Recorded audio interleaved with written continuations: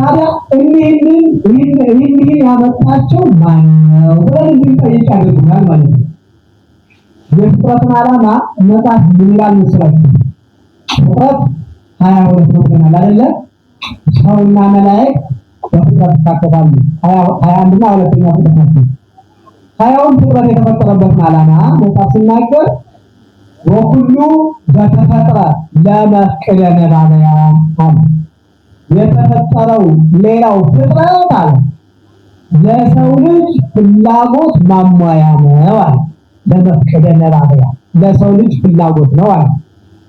ወእምኔሆሙ ለአንክሮ አለ። ከፍጥረት መካከል እግዚአብሔርን እንድናደንቅ እግዚአብሔርን እጹብ እንድንልበት የተፈጠረ ፍጥረት አለ አለ።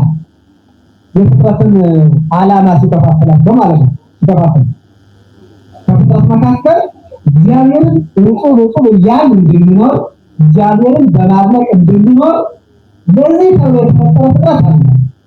ወእምኔሆሙ ለምህሮ የሰው ልጅ እንዲማርበት ለሰው ልጅ መምህር ሆኖ የተፈጠረ ፍጥረትም አለ ይላል። ምክንያቱም አንደኛው እግዚአብሔርን እጹብ እያልን እያደነቅ እንድንኖር ለዚህ ተብሎ የተፈጠረ ፍጥረት አለ። ሌላኛው ደግሞ ለምን ተብሎ የተፈጠረ ፍጥረት አለ? ለሰው ልጅ መማሪያ ይሆን ዘንድ ለሰው ልጅ መምህር ይሆን ዘንድ የተፈጠረ ፍጥረት አለ። ስለዚህ ስነ ፍጥረት የእግዚአብሔር ድርሰት ነው። ስነ ፍጥረት የእግዚአብሔር ጽሑፍ ነው ማለት ይቻላል። ስለዚህ ስነ ፍጥረትን መመራመር የእግዚአብሔርን ጽሑፍ ማንበብ፣ ስነ ፍጥረትን ማጥናት፣ ስነ ፍጥረትን ማወቅ የእግዚአብሔርን ድርሰት ማወቅ ማለት ነው። ስለዚህ ስነ ፍጥረት ራሱን የቻለ የእግዚአብሔር መጽሐፍ እንደማለት ነው እና ስነ ፍጥረት መጽሐፍ ነው። ስነ ፍጥረት ድርሰት ነው። ስነ ፍጥረት ይህንን ሁሉ ያሳውቀናል የእግዚአብሔርን መኖር። ለምሳሌ ፀሐይ ስትወጣ ከዚያ ተጉዛ ስትገባ፣ ፀሐይ ስትወጣ እንደገና ጨረቃ ስትወጣ ጨረቃ ስትገባ፣ ሌሊቱና ቀኑ ሲፈራረቅ፣ ክረምቱና በጋው ሲፈራረቅ ስናይ ይህንን ሁሉ እንዲህ የሚያደርገው ማነው ብለን ስንጠይቅ ምን የሚመስል እናገኛለን ማለት ነው? እግዚአብሔር ነው አይደል? የሚያፈራርቀው በጋና ክረምቱ ቀንና ሌሊቱ የሚያፈራርቅ ማን ነው? እግዚአብሔር ነው። ስለዚህ አይናችን ፍጥረትን ያያል፣ ህሊናችን ስነ ፍጥረትን ይመራመራል። ማን ነው ይህን ያመጣ ስንል ማን ነው እንላለን? እግዚአብሔር። ስለዚህ ስነ ፍጥረት የእግዚአብሔር መኖር ያስረዳናል። እግዚአብሔር ካላየነው መኖሩን አናምንም የሚሉ ሰዎች በዚህ ይፈታሉ ማለት ነው። እግዚአብሔር ካላየነው አናምንም ማለት ይገባል አይገባም? አይገባም። ምክንያቱም ከስነ ፍጥረት አንዱ የስነ ፍጥረት ምህዋር የስነ ፍጥረት መኖር ማን አመጣቸው ብለን እንድንጠይቅና መልስ እናገኛለን ወይ? ሁለተኛው ግን ስነ ፍጥረት እግዚአብሔርን እንድናውቅ መኖሩን እንድናውቅ ማረጋገጫ ነው ያልነው። ከስነ ፍጥረት ከፍጥረታት መካከል በዓይን የማይታዩ በእጅ የማይዳሰሱ ነገር ግን ያሉ ያልኳችሁ ከስነ ፍጥረት መካከል አሁን ስነ ፍጥረት የእግዚአብሔር መኖሩን ያስረዳል አይደል ሐሳቡ። ሁለተኛው ታዲያ በስነ ፍጥረት ውስጥ ወይም ከስነ ፍጥረት መካከል በዓይን የማይታዩ በእጅ የማይዳሰሱ ነገር ግን ያሉ ፍጥረታት አሉ። እኒህ የእግዚአብሔርን መኖር ያስረዳሉ። ለምሳሌ ነፋስ ይታያል አይታይም? ነፋስ ይታያል የሚባል ነፋስ ይታያል። ነፋስን አይቶ የሚያውቃል ባይሉ ነፋስን ሲታያቸው እሺ አሁን ይሰራል አይደለ? አየራው ታያቸዋል። ራሱ ነው የሚታየው ወይስ ነፋስ? እሱ ማለት ነው። ነፋስ ይታያል አይታይም? መልሱ ግባል። ነፋስ የሚባል ፍጥረት በዚህ ምድር ላይ አለ የለም? አሳየኛ።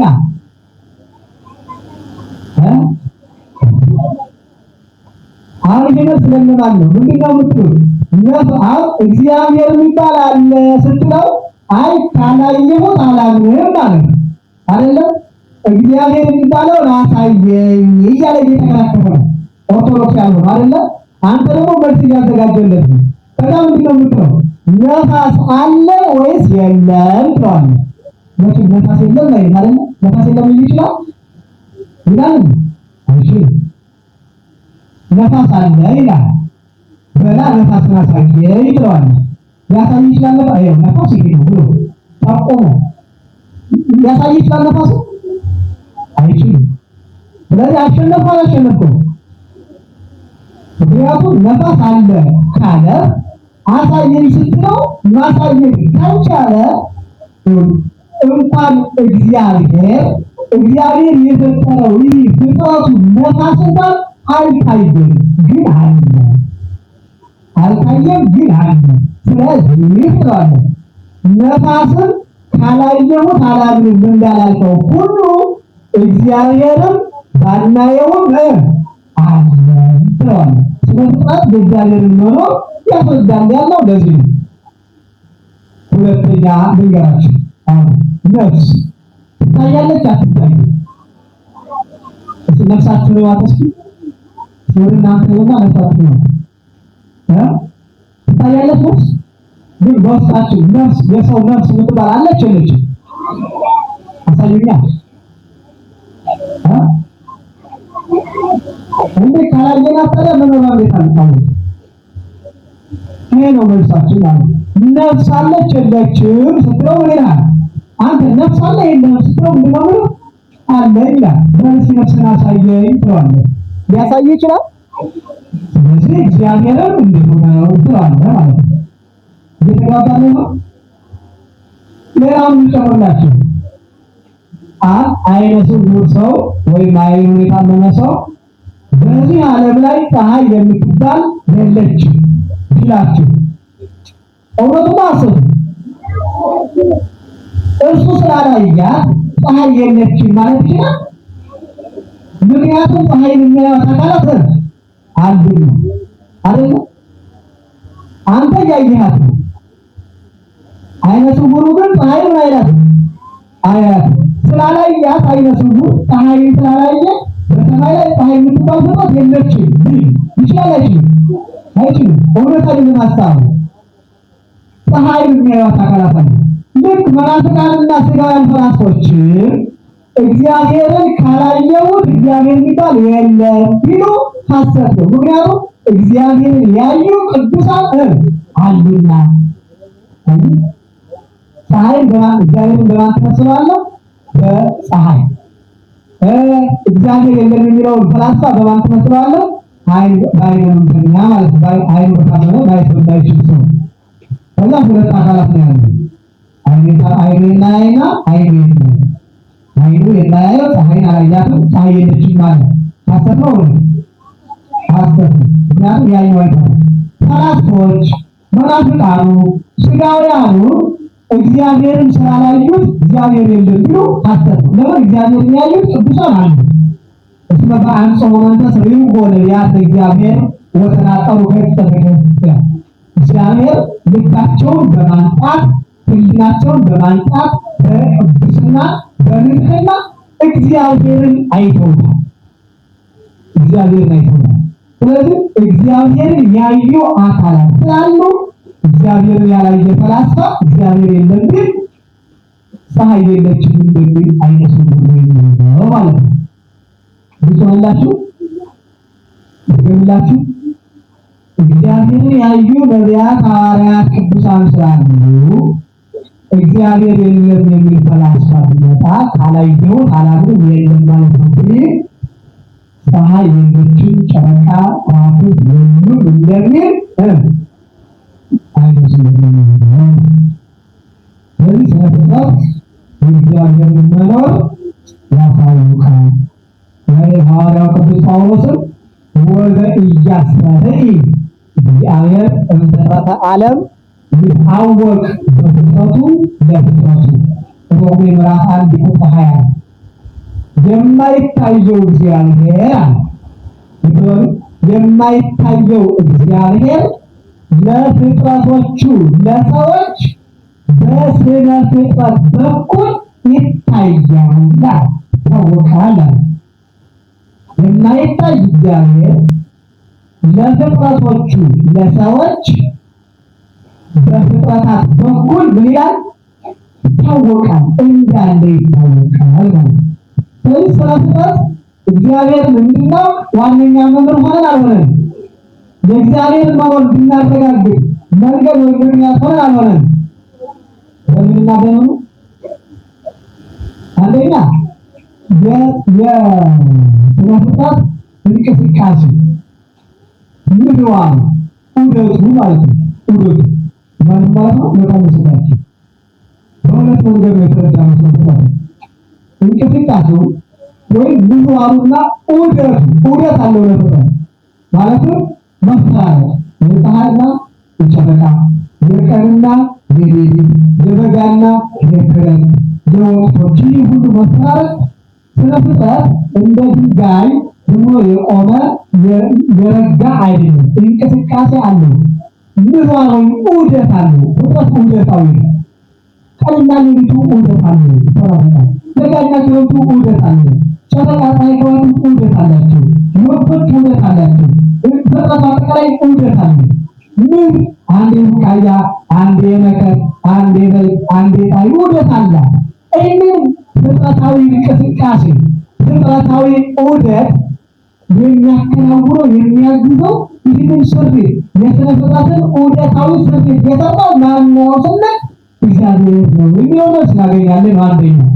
ሁለተኛው ግን ስነ ፍጥረት መምህር ነው፣ ማስረጃ ነው ያለው ከፍጥረታት መካከል በዓይን የማይታዩ ነገር ግን ያሉ እኒህ እግዚአብሔር በዓይናችን ባናየው በእጃችን ባንዳስሰው እግዚአብሔር አለ እንድንል ማረጋገጫዎቻችን ናቸው ያልኳቸው።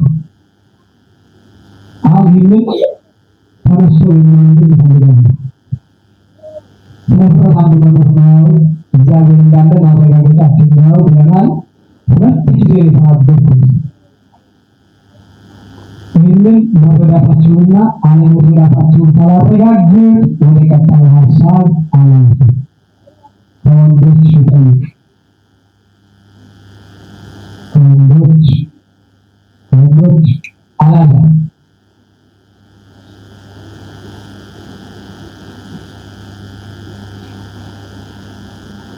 ሁላችሁም ስሙ። መልሶታል ወይስ አልመለሰም የሚለውን እንታረጋግጡ። ጥያቄው ምንድነው? አላልኩም። እግዚአብሔር መኖሩ በስነ ፍጥረት ይታወቃል። ስነ ፍጥረት የእግዚአብሔርን መኖር ያረጋግጥልናል። አለም ደግሞ የእግዚአብሔርን መኖር በስነ ፍጥረት መኖር እናረጋግጣለን ብለን ስነ ፍጥረት እንዴት ነው የእግዚአብሔር መኖር የሚያረጋግጥልን?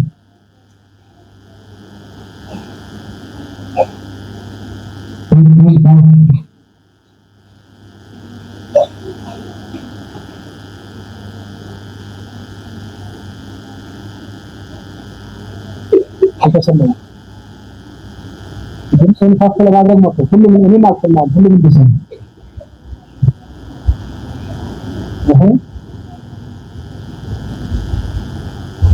እግዚአብሔር በፍጥረቶቹ ግንኙነት ማለት እግዚአብሔር ስለፈጠራቸው በመስራት በሚያደርግ አሁን በአራራው ትክክል ነው። አሁን በአራራው ትክክል ነው። እሺ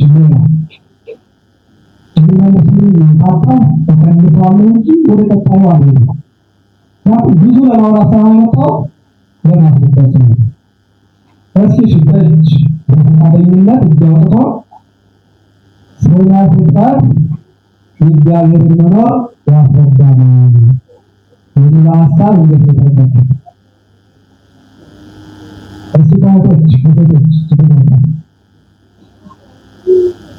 እሴቶች ይዘው እሺ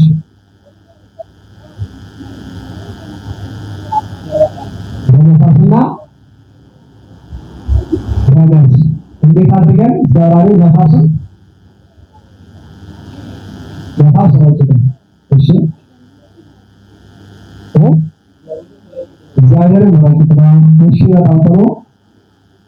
አይታይም። ሰምን ነፋስ አለ በጣም ጥሩ ከወንድሞች የቀረው እዛ አንዱ መልሳለች። ነፋስ ረቂቅ ነው፣ ነፋስ አይታይም፣ እግዚአብሔር አይታይም። ነፋስ የሚባል አለ፣ ባናየው ነፋስ አለ፣ ባናየው እግዚአብሔር አለ። እሺ ነው እዚህ ቀር ነው እመጣለሁ። እሺ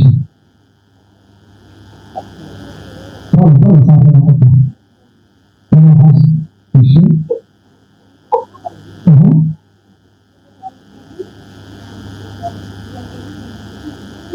ነፋስ ባይታይም አለ፣ እግዚአብሔር ባይታይም አለ። እሺ እሺ ያፈራለው ሀሳብ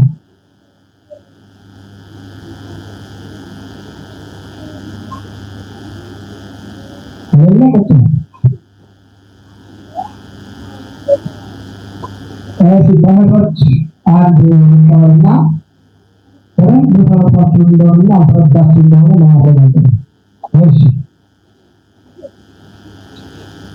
ስለዚህ እግዚአብሔርን መኖር ያረጋግጠናል። እንዴት ያረጋግጣል? እሺ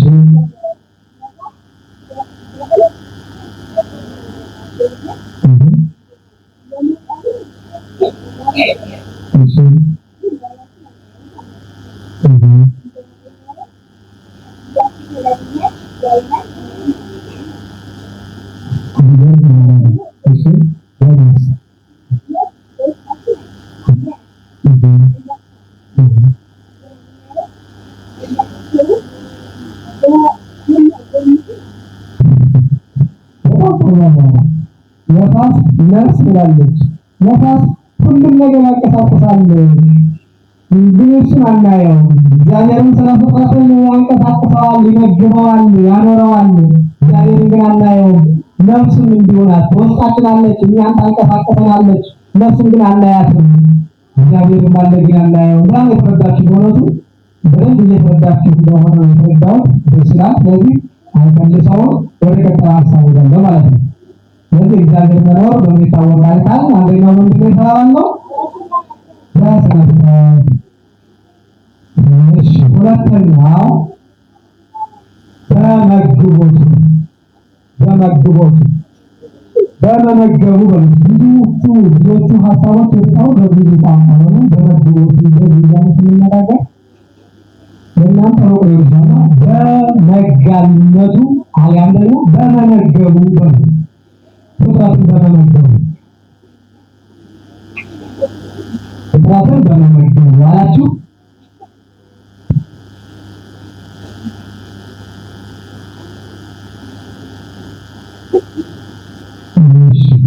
መጽሐፋችሁ ወደ ማብራሪያው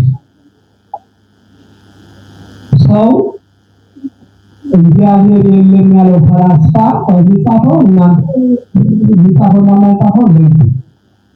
እግዚአብሔር የለም የሚለው ፈላስፋ የሚገርማችሁ አንድ ነገር ማድረግ አይችልም። ምክንያታችሁ ምን ማድረግ ነው? ዝናብ አዝንቦ የተዘራው ዘር እሱ ራሱ አብቅሎ ከዚያ የተዘራው በቅሎ የበቀለው ፍሬ ይዞ እንዲያድግ ማድረግ ይችላል አይችልም? አይችልም። ማን ያባቱ እግዚአብሔር አይደለም። አንድ ፈላስፋ አንድ መናፍቅ እግዚአብሔር የለም ብሎ ተከራከራቸው አይደለ? ያ ግን የተመገብከው እንጀራ ከየት ያመጣው ብትሉት ምን ይላል? አይ እኔ ይህንን እንጀራ የተመገብኩት እንጀራ የምመገበውን ዳቦ መጀመሪያ ምድሪቱን አረሳሁ፣ ከዛ ዘሩን ዘራሁ፣ ከዛ ዝናብ ከሰማይ እንዲዘንብ አድርጌ በራሴ ፍላጎትና በራሴ ስልጣን ዝናብ አዝንሜ ከዛ ዘሩ እንዲበቅል አድርጌ ከዛ የበቀለው ዘር ደግሞ ፍሬ እንዲይዝ አድርጌ እኔ ራሴ መገቡ ምን ይችላል? አይችልም። አያችሁ፣ ማን እግዚአብሔር የለም ያለው አካል የሚመግበው አካል እግዚአብሔር በረንዳንቱ ማንኛውም ሰው በዓለም ላይ ፈላስፋን በሉት ከሃዲ ኦርቶዶክሳዊ ያልሆነ መናፍቅም በሉት ራሴን የምመግብ ራሴ ነኝ። ዝናብን ያዘነብ ዝናብን አግኘ ዘሩን ያበቀለ ዘሩን አብቀየ ፍሬ ያደረኩት ፍሬ ያዘውን ቡቃያ ፀሐይን አውጥቼ በፀሐይ አድርቄ በምግብነት ያደረስኩት እኔ ነኝ ያለ ፈላስፋም ሆነ ከሃዲ መናፍቅም ሆነ ማንም የለም። ይህንን ያደረገልኝ ማን ነው ስንለው መልሱ ማን ነው? እግዚአብሔር ነው። ዝናብን አዘነብኩኝ ፀሐይን አወጣው ማለት እስካልቻለ ድረስ የግድ እግዚአብሔር ነው ምን ይችላል።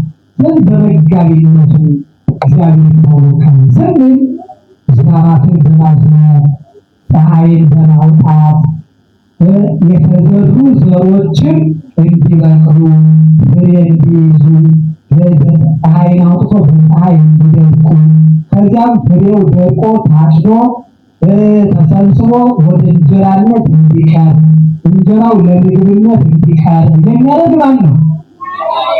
ፀሐይን የሚያወጣ ማን ነው? ዝናብን የሚያዘንብ ማን ነው?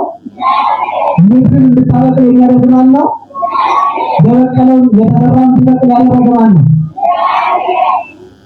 ይህ የሰው ምግብ ነው አይደለ? ፍጥረታትን፣ እንስሳትን፣ አራዊትን ሳርን ያበቀለላቸው ማን ነው? ይህንን ለተመጋቢዎች አካላት ሰውን በሉት እንስሳት፣ አራዊት፣ አዕዋፍ ብትሉ ተመጋቢ አካል አለ፣ ምግብ የሆነ አካል አለ። ለተመጋቢ አካል ምግብን አዘጋጅቶ ያቀረበ ራሱ ተመጋቢው አካል አይደለም፣ ሌላ ነው። ያ ማን ነው ካል እግዚአብሔር። ስለዚህ በመጋቢነቱ ይታወቃል እግዚአብሔር። መጽሐፍ ቅዱስን የማያምን ከኦርቶዶክስ እምነት ውጭ የሆነ እግዚአብሔር አልባ የሆነ በስጋዊው የፍልስፍና ሀሳብ የወደቀ መጽሐፍ ቅዱስ ቢጠቀስለት የማያምን ሰው ቢኖር ይህንን ስንጠቅስለት የግድ ቢጥመው ቢመረው ያምናል። የእግዚአብሔር ነው ምንም ስንጠቅስለት መጽሐፍ ቅዱስ አልቀበላችሁም ማለት ከዛ መጽሐፍ ቅዱስ አልቀበልም ማለት አሁን መጽሐፍ ቅዱስ የማይቀበሉ የቤተክርስቲያን መጻሕፍት የማያምኑ ሌሎቹ አካላት አሉ። እኒህ ሰዎች የእግዚአብሔርን መኖር አስረዳን ብሏቸው መጽሐፍ ቅዱስ ስንጠቅሱ እግዚአብሔርን የሚያስረዱ መጽሐፍ ቅዱስ መጽሐፍ ቅዱስ አላውቅም ቢልስ እኔ መጽሐፍ ቅዱስ ምናምን ዳዊት ወንጌልን አላውቅም ቢልስ ምንድን ነው የምታውቀው? አንተ የምትጠቅሰው ቀጥታ ምንም ነው የዝናቡን መዝነብ የፀሐይን መውጣት የተዘራውን መብቀል ይህ ያደረገ ማን ነው ትላለህ? ፀሐይ ይወጣል አይወጣም? ሰው ፀሐይ ይወጣል ዝናብ ይዘንባል አይዘንብም? ይዘንባል ነው እንግዲህ አይዘንብም አይደል? የተዘሩት ይበቅላሉ አይበቁም? ይበቅላሉ። በፍሬ ይበቅላሉ አይበቁም? ይበቃሉ። በምግብ ይበቅላሉ አይበቁም? ይበቃሉ። ይህን ያደረገው አንተ ሰው ነው ወይስ ማን ነው? ሰው አይ ያደረገው ማን ነው? እሺ ማን ይችላል? ቅድም እግዚአብሔር የለም ብሎ ይሆናል ያሰ እዚህ ላይ ግን ማን ሊለን ይችላል? ራሳቸው ራሳቸው የሚሉት መላእክት ሊሆን ይችላል። ወደ እግዚአብሔር አይደለም ግን መላእክቱን እየተጠጋ ነው እየሄድን ስንሄድ እናገኛቸዋለን። እስከ ድረስ እናመጣቸዋለን ማለት ነው። እናመጣቸዋለን። ምንድነው ዓለም ከየት መጣች ነው የሚሉ ፈላስፎች እግዚአብሔርን የማያምኑትና የማይቀበሉት? ዓለም በራሷ ተፈጠረች አይደል? ምንድነው በቅድመ ወንጌል ላይ ሰይጣን ለሰዎች አለ የተለያየ ክህደትን አስተማራቸው ነው። በቅድመ ወንጌል ተመጣጣለ ሰይጣን ለሰው ልጆች የተለያየ ክህደትን አስተማራቸው አለ። ለአንዳንዶቹ ፀሐይና ጨረቃ አማልክት እንደሆኑ ነገራቸው ይላል። አንዳንዶቹ ደግሞ እንስሳቱ አንበሳ፣ አለም ወዘተ አማልክት እንደሆኑ ነገራቸው ይላል። አሁን በፀሐይ በጨረቃ የሚያመልኩ አሉ። ለአንዳንዶቹ ደግሞ ይላል ከመተፈጠረ ዓለም ማበሪሳ ዓለም ራሷን በራሷ እንደፈጠረች ከራሷ እንደተፈጠረች ራሷን በራሷ እንዳመጣች የነገራቸው ሰዎችም አሉ አለ። ማን የነገራቸው? ሰይጣን። ይህ በቅድመ ወንጌል ላይ ያለ። ስለዚህ ዓለም ራሷን በራሷ ፈጠረች ከሆነ ፍንዳታ ላይ መጣች ሊሉ ይችላሉ አይደል? እንግዲህ ፈላስፎቹ ዓለምን እግዚአብሔር ፈጠረ አይሏችሁ። ዓለም ከየት መጣች ነው የሚሉት? በራሷ ከሆነ ፍንዳታ መጣች። ያ ፍንዳታ ከየት መጣች? ራሱ ምንድን ነው? መቼ መጣ? መቼ ነው? የግድ እግዚአብሔር ይመጣ ወዶ ሳይሆን ተገዱ ሚላሻ ማለት ነው። ስለዚህ የእግዚአብሔር መግቦት ማለትም ፀሐይን በማስነን ፀሐይን በማውጣት የተዘራው እንዲበቅል በዝናቡ የተዘራው ለዘር በቅቶ እንዲደርቅ ፀሐይን አውጥቶ ይህን ሁሉ ምግብ አዘጋጅቶ ለሰው ልጅ አዝርዕቱን፣ አትክልቱን፣ እጽዋቱን ለእንስሳት ለአራዊት ሳሮቹን ፍራፍሬዎቹን የሚያበቅል በዝናብ የሚያደርቅ በፀሐይ የሚያዘጋጅ ያ አካል አንድ ስለሆነ እሱ እግዚአብሔር ስለሆነ ይህ መግቦቱ እግዚአብሔር ያሳውቃል ማለት ነው። ተግባባ? ገብቷችኋል? ለፈው እግዚአብሔር የሚታወቅበት መንገድ አንዱ ሁለተኛው በመግቦቱ። መግቦት ስንል ከአዝርዕቱ ከዝናቡ ከፀሐዩ ጋር የተያያዘ ነው። እሺ ከሳሮቹ መብቀል ጋር የተያያዘ ከፍሎቹ መብቀል ጋር የተያያዘ እንዲህ የሚያከናውን እግዚአብሔር ስለሆነ። ሌላው በተአምራት እግዚአብሔር መኖሩ የሚታወቅበት መንገድ በተአምራት ነው። እንግዲህ መጽሐፍ ቅዱስን ስናነብ የሰው ልጅ ሊሰራቸው የማይችሉ የሰው ልጅ አይምሮ ሊረዳቸው የማይችሉ ከባድ ተአምሮች ተደርገዋል። እነዚያን ማን ያደረገ ስንል ሰው ነው እንዳለን የሰው ልጅ ማድረግ አይችልም ማለት ነው። ለምሳሌ በኢያሱ ታሪክ ፀሐይ እንዲቆም ሆኗል።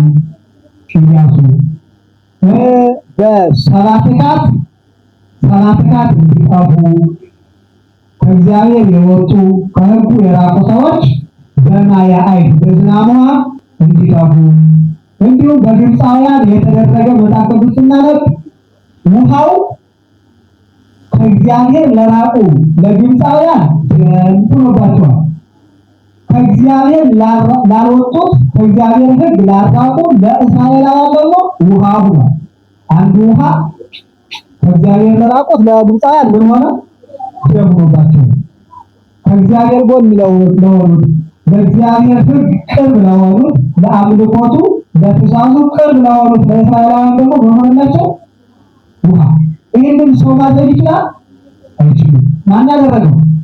እግዚአብሔር። በጥቅሉ በዓለም ላይ ትላልቅ ተአምሮች ተደርገዋል። ለማሳያ ያህል እነዚህ ተጠቀሱ።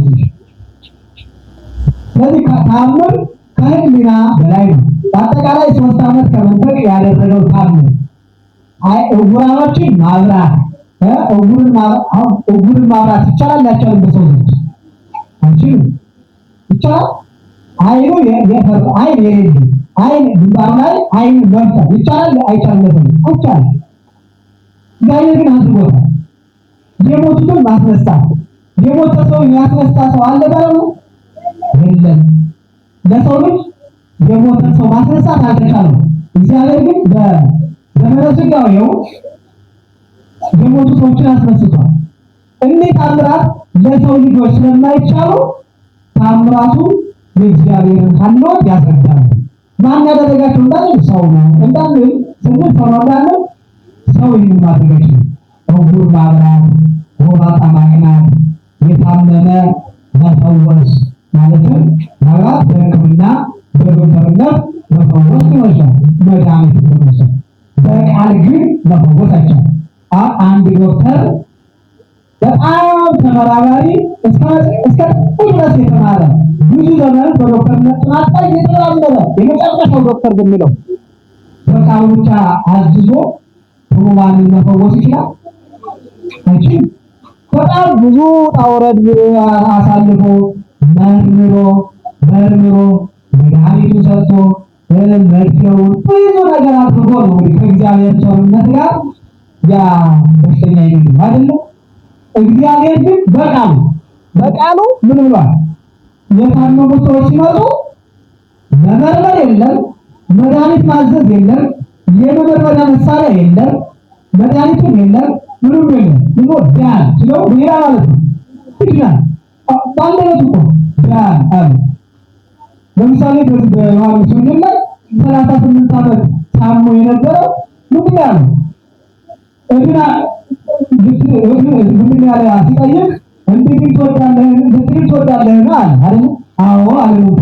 ከዛ ምንድን ያለው ይላል ተነስና ጋር ተከተለው ዘርዝሮታ እሺ ቆይ መርምር መሳሪያ ቆይ ላምጣ ሐዋርያቶቹ ላንዛቸው መስዋዕቱን ከዛ መመርመር አይ በሽታ ይሄ ነው መድኃኒቱ ይሄ ነው ምናምን ብሎ አለ ክርስቶስ አላለ። ምንድን ያለ ተነሳ ያናዳ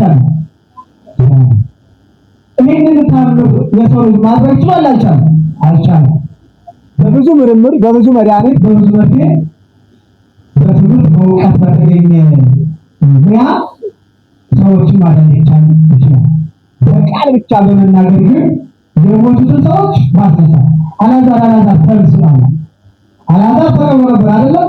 በአራተኛው ቀን ግን እግዚአብሔር ሄደና ይላል ተነሳ ብሎ በቃሉ ብቻ ተነሳ። ከዛ ምን ተነሳ?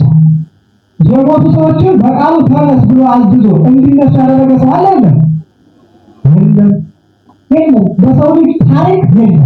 ስለዚህ እዚህ ከሰው አይምሮ በላይ የሆኑ ትላልቅ ታምራት እግዚአብሔር መኖሩን ያስረዳል። ተጋባ። ሌላው የእግዚአብሔር መኖር የሚታወቀው በመጽሐፍ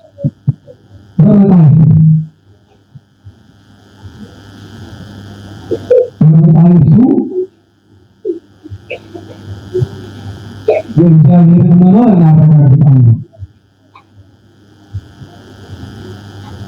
ምንድነው? ውስጥ ርዕሰ መጽሐፍ ተጽሕፈ በእንቲአየ እግዚአብሔር ይነግሮሙ ለሕዝቡ በመጽሐፍ ይላል። በመጽሐፍ ስድስት ነው።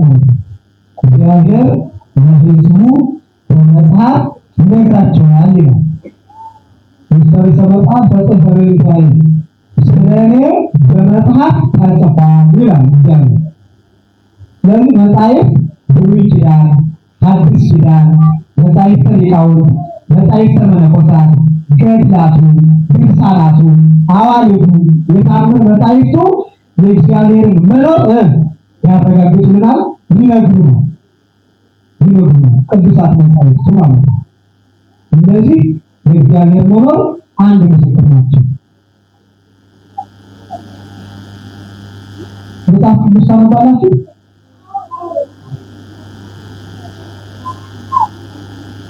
እዚህ ከሚማረው ከመደበኛ የትምህርት መጽሐፍ በተጨማሪ ማለት ዳዊትና ዳዊት ያደርግ ይችላል፣ ወንጌልና ወንጌል ያደርግ ይችላል። ሌላ ከቤታችሁ መጽሐፍ አለ? መጽሐፍ ቅዱስ ከቤት ያለ ነው። ያን መጽሐፍ ቅዱስ ከቤት ያለ ነው። መጽሐፍ ቅዱስ ከቤት ያለ የእግዚአብሔር አውደ ምሕረት ስለሆነ ውሸት የለም አይደለ? ልጆች ከሌለ የለም አይደለ? ካለ አለ። እሺ በጣም ጥሩ። መጽሐፍ ቅዱስ ከቤቱ የሌለ መጽሐፍ ቅዱስ ከቤቱ የሌለ እሺ ያለ ይላል። እሺ መጽሐፍ ቅዱስ የሌላችሁ ሰዎች አስይዙ። ለእናንተ ብቻ ሳይሆን ለቤተሰቡ መጽሐፍ ቅዱስ ያስፈልገዋል። አንድ ክርስቲያን አንድ ቤተሰብ ኦርቶዶክሳዊ ቤተሰብ ነው ከምንልባቸው ነገሮች አንዱ ቅዱሳት መጻሕፍት ከቤት ውስጥ ይገኛሉ። ምክንያቱም አንድ ቤተሰብ አለ አይደለ? ያ ቤተሰብ ኦርቶዶክሳዊ ቤተሰብ ነው ወይስ ኦርቶዶክሳዊ ቤተሰብ ያልሆነ ብለን ለማውራት መስፈርታችን ምንድን ነው? ብዙ መስፈርቶች አሉ። የሆነ ቤተሰብ ኦርቶዶክሳዊ ነው ማለት። ስለዚህ መጽሐፍ ቅዱስ ይገዛል። ይሄ ለቤተሰቦቻችሁ ትምህርት ነው። ለእናንተ ሳይሆን ለቤተሰቦቻችሁ። መጽሐፍ ቅዱስ ከቤቱ የሌለው ክርስቲያን ያ ጥያቄ ውስጥ ነው ክርስትና። እንዴት? ለምን? አንድ ነገር ልንገራችሁ። ሌሎቹ መናፍቃን አሕዛባውያን የእነሱን መጽሐፍ ከማንበብ አልፈው የእኛን መጽሐፍ እያነበቡ ጥያቄ እየጠየቁ ነው ኦርቶዶክሳዊውን ወጣት የሚወስዱ። ለምሳሌ አንድ አህዛባዊ ቤቱ ቁርአን ማለ በጣም ነው የሚገርማችሁ። አህዛባዊ ስንል እንዲጋባለን አይደል? አህዛብ ማለት ያላመነ ያልተጠመቀ ሌላ እምነት ያለ ማለት ነው። አህዛብ ተግባራት በማለት ይገለጻሉ። እሺ አህዛብ ሲባል ከተሰማችሁ ምን ማለት ነው? አረማውያን፣ ከሃዲያን፣ መናፍቃን ሲባል ምን ማለት ነው? ከኦርቶዶክስ ውጭ የሆኑ ማለት ነው አይደል? እና እነዚያ ቁርአን የሚባል መጽሐፍ አላቸው ተግባራት። ከቤታቸው ደግሞ የኛ መጽሐፍ ቅዱስ አላቸው። ምክንያቱም ቁርአን የሚባለው የእነሱ የእምነት መጽሐፍ ነው። ሰማችሁ ልጆች? መጽሐፍ ቅዱስ ደግሞ የማን ነው? የኛ። እነሱ የራሳቸው መጽሐፍን ከቤታቸው አልገዝተዋል። የእኛን መጽሐፍ ቅዱስን ገዝተዋል። የእኛን መጽሐፍ ቅዱስ ገዝተው ያነቡትና ጥያቄ እየጠየቁ ኦርቶዶክሳዊውን ወጣት ግራ እያጋቡ እያጨናነቁ ወደ እነሱ ይወስዳል። የኛ ወጣት የኛ ኦርቶዶክሳዊ ቤተሰብ ግን እንኳን ቁርአን ገዝቶ ሊያነብ ይቅርና መጽሐፍ ቅዱስ ራሱ ከቤቱ ያሳዝናል። ያሳዝናል። መጽሐፍ ቅዱስ ራሱ ከቤቱ የለም አያነብም።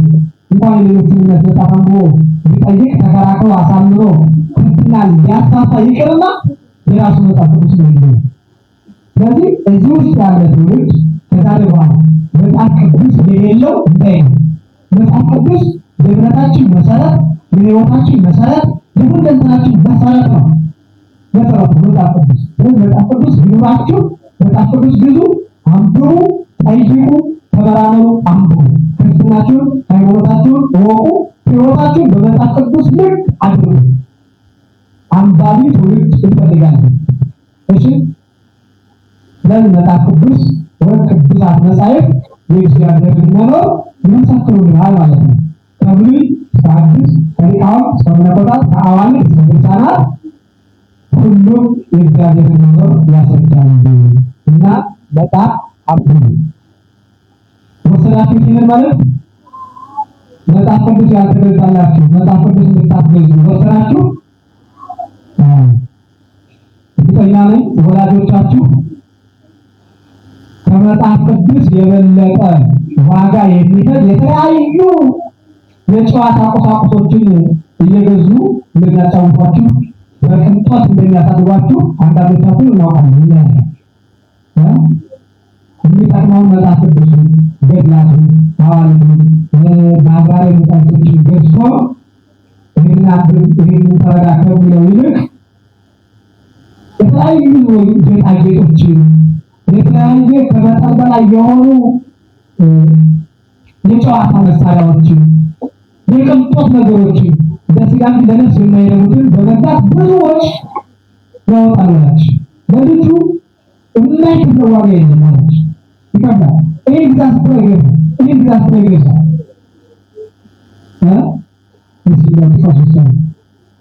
የጨዋታ ብቻ ዓላማ ያላቸው ይህ የሚፈጁ የተገዛላችሁ ሲጥቀሱ ራስ ሌላስ ስልክ ነው። ስልክ እንዳጠቃቀማችሁ ስልክ ለቅዱሳት መጻሕፍት ማግኛ ይሆናል። ስልካችሁን በቁም ነገር አሁን እስቲ ስልክ የተገዛለን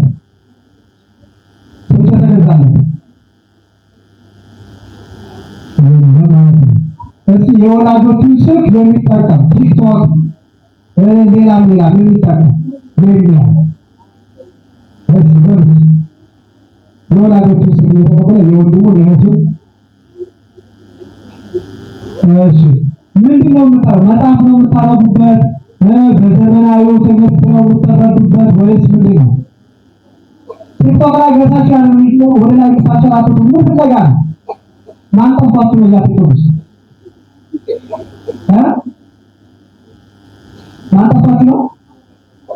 የጠፋችሁ ነገር የለም አይደል? ስለዚህ ከወላጆቻችሁ ስልክ ትቀበሉና ከአሁን በኋላ የምታዩት ምንድን ነው?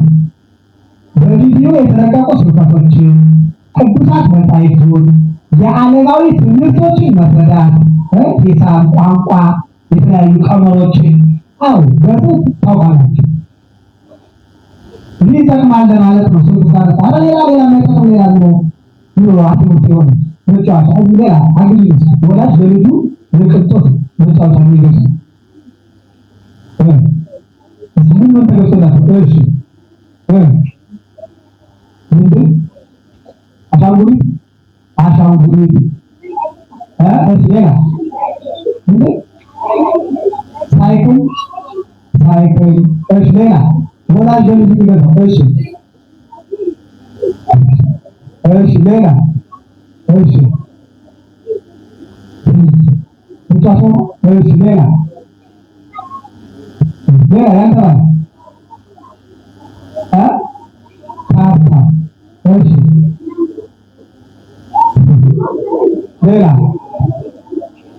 ሌላ የጨዋታ ቁሳቁሶችን ያሏቸው ፒያኖ ሌላ የመጫወቻ ዕቃ ይኸውላችሁ አሁን እናንተ እንዳወጣችሁ በሁሉም ባሳተፍ አጠቃላይ ሁሉም ይሰራል ማለት ነው። ወላጅ ይሄንን ብር አውጥቶ የሚያመጣላችሁ አይደለ? ከዚህ ይልቅ መጽሐፍ ቅዱስ ቢገዛላችሁ አይጠቅማችሁ ነበረ? የተለያዩ በዓለማዊውም ሆነ በመንፈሳዊው ትምህርት አጋዥ መጻሕፍቶችን የተለያዩ ማህበራዊ መጻሕፍቶችን ቢገዛላችሁ አይጠቅምም? ከዛ ከመጫወቻ ከትምህርት ቁሳቁስ ይልቅ። ስለዚህ ካሁን በኋላ ዓላማ ያለው ወጣት ነገውን የሚያይ ነገውን የሚያልምና የሚያቀር የአባቶችን ጥንካሬ የአባቶችን እምነት የአባቶችን ባህል እምነቶችን የድሮ እናቶቻችሁ መንፈስ የድሮ እናቶቻችሁ እምነት የድሮ እናቶቻችሁ ባህል ያንን ጥንካሬ ይዛችሁ በዓላማ በቅን መመራት መጓዝ እንጂ ለማንኛውም እንዳለማው የህፃን እንዳለማው ወጣት በሆነ ባልሆነው ገንዘብ ማስወጣት አይረባም። ይልቁንስ ያንን ወደ መጻሕፍት ቅዱሳት መጻሕፍቱ ገድላቱ ድርሳናቱ አሁን ሰሞኑን በቪዲዮ የሚለቀቀው ሁሉም እንደ ወጣት ልብ ውስጥ የገባው የማን ደጋፊ ነው? ስለ አንድ መጽሐፍ ቅዱሳዊ ታሪክ ጠቃሚ ነበር። ይችላል ይላል ወጣቱ እየጠቀሰ ማነው? አሁን ያንን የማያነሳ ትውልድ በሜዳው በቤቱ በትምህርት ቤትም የለም። አንድ ቅዱስ አንስቼ የማነው ብላችሁ አታውቁም። የክርስቲያን ልጅ የኦርቶዶክሳዊ ልጅ ብሎ ሙስሊም አብነት ትምህርት ቤት ውስጥ የሚማር ልጅ እንዲህ መሆን የለበትም። እሺ እንዲህ መሆን የለበትም። የቅዱሳኑን ታሪክ ዛሬ ስለ ቤተክርስቲያን የሚያስተምሩ ስለ ቤተክርስቲያን የሚናገሩ ጠንካራ ሀሳብ ያላቸውን መምህራን ጠንካራ ሀሳብ ያላቸውን አባቶች ታሪክ ነው እንጂ ማወቅ እንትና አሸነፈ አላሸነፈ ምክትል ገጠም አልገጠም ምናችን ነው እናንተ ምን ይጠቅማቸዋል? ምንም አይጠቅም። ስለዚህ ስለ መንፈሳዊ ታሪክ ነው ማወቅ መረዳት መንፈሳዊ መጽሐፍቶችን አስገዙ። ያው ህይወታችን ብዙ በዚህ ውስጥ ስለሆነ ነው ከፍ እንድንብላት እና ቅዱሳት መጻሕፍትን አንብቡ፣ አስገዙ፣ አንብቡ፣ አሁንም አንብቡ። ያስረዳችሁን ጠይቁ፣ ከመምህራኖቻችሁ ጠይቁ፣ ከአባቶቻችሁ ከካህናት ከዲያቆናት ጠይቁ። ዓላማ ያለው ትውልድ ነገውን የሚያስብ በእቅድ የሚማር በእቅድ የሚመራ በእቅድ የሚማር ትውልድ እንፈልጋለን። ከዚህ በፊት ስለ እቅድ እዚህ ቦታ ላይ ተናግሬያለሁ አይደል? ነበራችሁ እሱ የነበረው ስለ እቅድ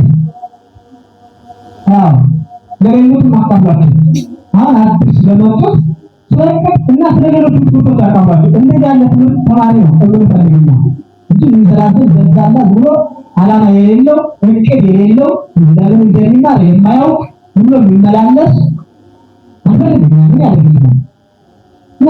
ይጠቅማል አይጠቅምም?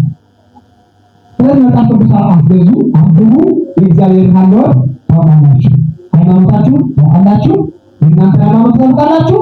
ነገ ስልጣኑ በሌላ ቦታ ስትሆኑ ከሌሎቹ ጋራ ተከራክራችሁ አሸናፊ ሆናችሁ ታሳምናላችሁ፣ ታጠምቃላችሁ። ይህ ትምህርት ነገር ትስላችሁ። አሁን ሌላ እግዚአብሔር የሚገለጥበት መንገድ ላይ ነን። እሱ እግዚአብሔር የሚገለጥበት የሚታወቅበት መንገድ ነው። ቀጣዩ ሰራተኛ በመገለጥ ነው። በስነ ፍጥረታል፣ በታምራታል